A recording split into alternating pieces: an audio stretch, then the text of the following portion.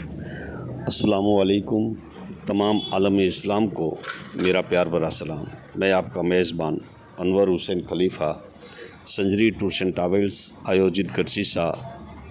हाँ दोस्तों, माह रमज़ानुल 2023 के मौके पर आज एपिसोड नंबर 2 पे हम आपकी खिदमत में हिंदुस्तान की सरज़मी पे मशहूर व मआरूफ़ जो ऐसे अल्लाह के महबूब बंदे हैं जिनको हिंदुस्तान का दिल कहा जाता है, ऐसे अल्लाह के महबूब बंदे जिनका नाम है हज़रत सैयद मखदूम अलाउद्दीन साबिर पिया कलियरी सरकार रहमतुल्लाह अलैह का ज़िक्र करना है।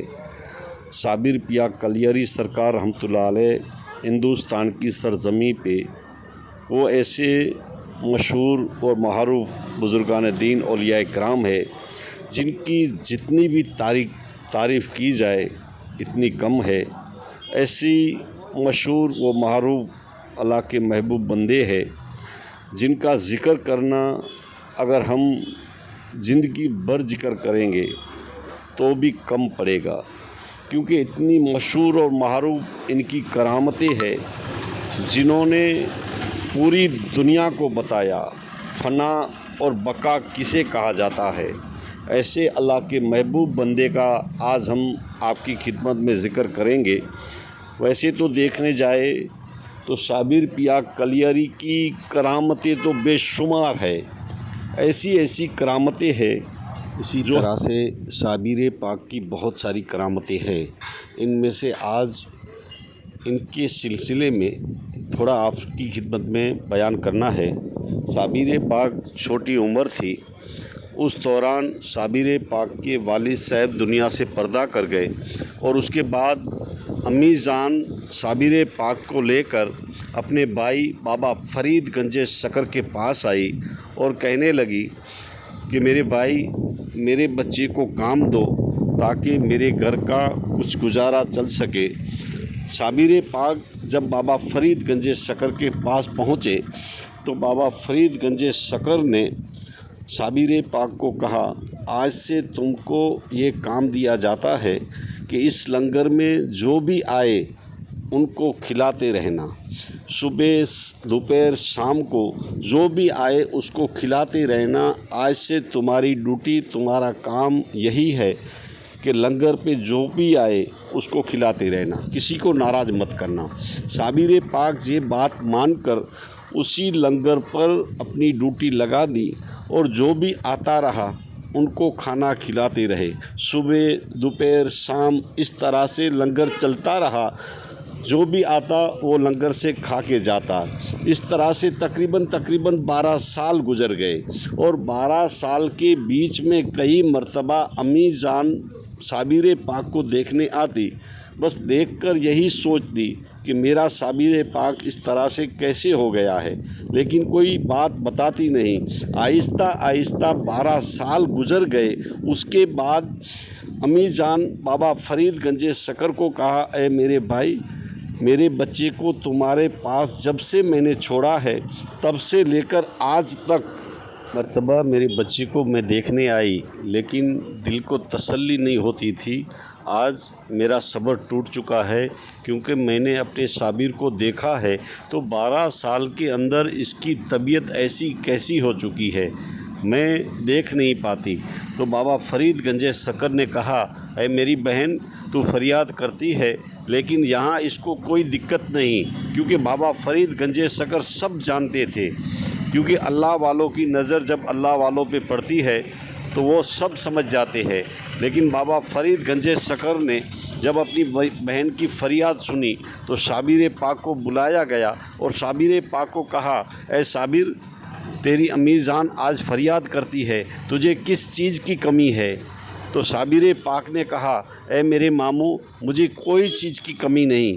जब से आपने मुझे इस लंगर खाने पे लगाया है तब से लेकर आज तक तकरीबन 12 साल हो चुके हैं, मुझे कोई चीज़ की कमी नहीं। हाँ, आपने जिस तरह से मुझे कहा लंगर पे जो आए उसको खाना खिलाते रहना, बस उसी बात पे मैं अटल रहा। आपने जिस तरह से कहा कि जो आए उसको खाना, इसी तरह से 12 साल तक जो भी लंगर पे आता था उसको मैं खाना खिलाता था। बस जब इस काम से निपट जाता उसके बाद सामने ये गुल्लर का दरख्त है, उसका पत्ता उतार कर मैं पत्ता खा लेता और पानी पीकर सब्र कर लेता। अम्मुजान, आपने ये तो मुझे नहीं कहा था कि लंगर में जो भी आए उसको भी खिलाते रहना और ख़ुद भी खा लेना।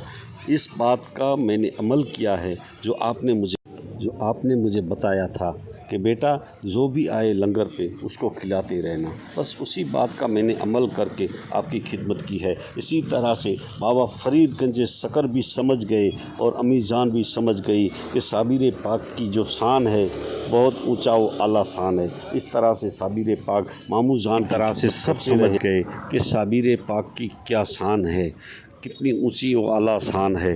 तो इसी तरह से एक मर्तबा ऐसा हुआ कि साबिर पाक इतनी जलालत में आ गए कि 12 साल तक एक पेड़ की डाली पकड़कर खुदा की इबादत करते थे। इतनी जलालत में थे तो कोई समझाने वाला नहीं था। बाबा फरीद गंज शकर को पता चला। बाबा फरीद गंज शकर ने कहा, अब मेरे साबिर को कौन मनाएगा, अब मेरे साबिर को कौन समझाएगा। इतने में शमसुद्दीन तुर्क पानीपती ने बाबा फरीद गंज शकर को कहा, मैं समझाऊँगा, अगर आप मुझे इजाज़त दें तो मैं साबिर पाक को मना लूँगा।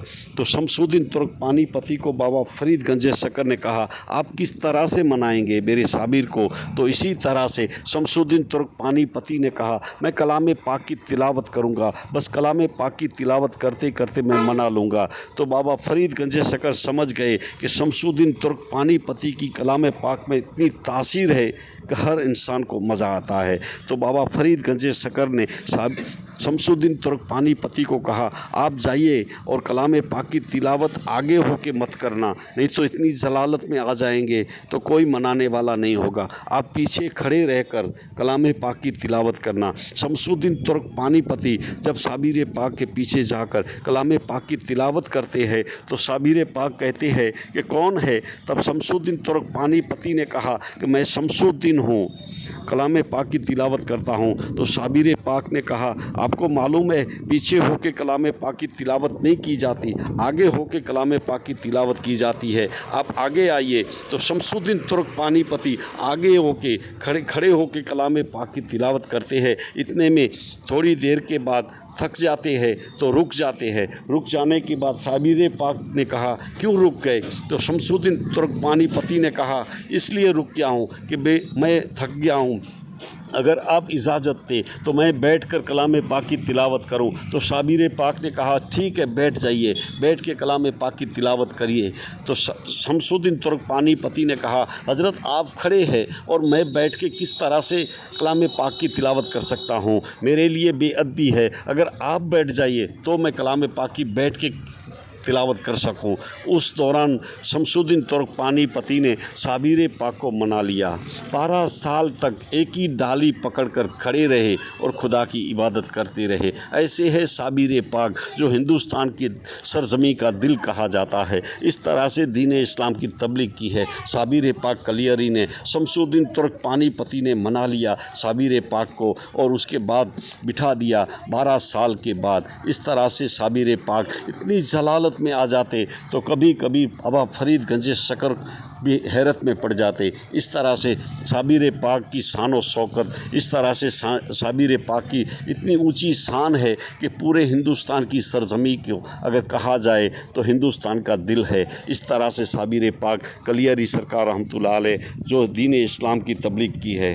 इसी तरह से एक मर्तबा ऐसा हुआ, शमसुद्दीन तुर्क पानीपती ने साबिर पाक को कहा कि साबिर पाक, फना और बका का मतलब क्या है, ये मुझे राज जानना है। तो साबिर पाक ने कहा, तुझे ये राज जानना है तो जब मैं दुनिया से पर्दा कर जाऊं उसके बाद मेरी जनाजा नमाज जो अदा करवाए उसको पूछ लेना फ़ना और बका का मतलब क्या है। और मैं दूसरी वसीयत ये करता हूं कि जब मैं दुनिया से पर्दा कर जाऊं उसके बाद मेरे लाशा मुबारक को आप कोई गुस्ल मत देना, बस इरादा करना तो गुस्ल हो जाएगा। मेरा जनाजा तैयार मत करना, मेरा जनाजा अब इरादा करना तो जनाजा तैयार हो जाएगा। ये वसीयत साबिर पिया कलियरी ने शमसुद्दीन तुर्क पानीपति को बताई थी। और जब साबिर पाक दुनिया से पर्दा कर गए उसके बाद लाशे के सामने शमसुद्दीन तुर्क पानीपति बैठे थे, बस इरादा किया कि गुस्ल हो जाए तो गुस्ल हो गया।